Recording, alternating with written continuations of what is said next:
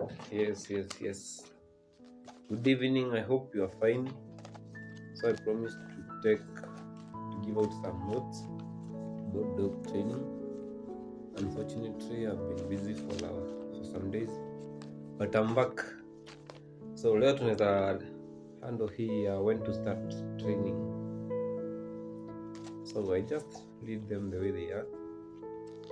I hope they help someone. So when should you start your training? Training should begin. Serious obedience training should begin when your dog is 7 to 8 months old. So that's when you should begin obedience training. Some psychologists state that puppies can begin training even when they are 7 weeks old. If certain techniques are followed, these techniques are, however, are still experimental and should be left to the professional trainers. So, depending on your skills on training, you can start your training as early as you can. While your dog is still in his early puppyhood, concentrate on winning his confidence so he will love and admire you. Basic training can be started at the age of 3 or 4 months.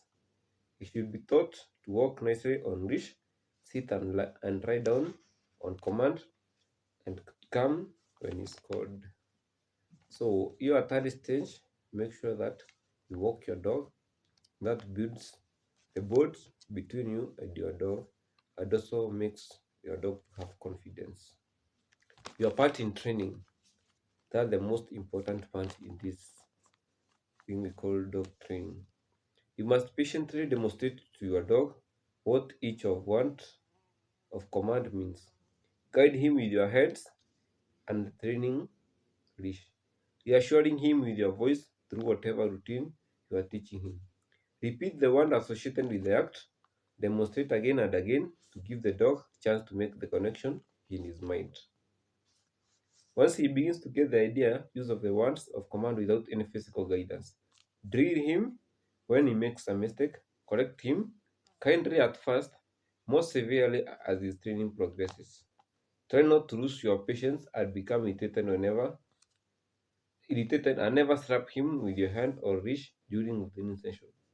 Withholding praises or rebuking him will make him feel bad enough. When he does what you want, praise him lavishly with words and with facts. Do not continually reward your dog with candy or treat in training. A dog that gets into the habit of performing for a treat will seldom be fully dependable when he can't smell or see one in the offering.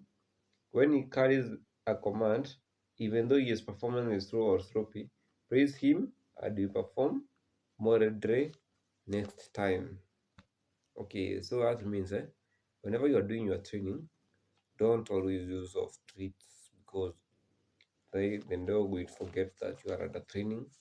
Ata assume tu lazima afanye kitu ili apate hiyo treat. So ensure sometimes you don't offer those treats and that will help your dog more in training. So I think I should get in touch tomorrow.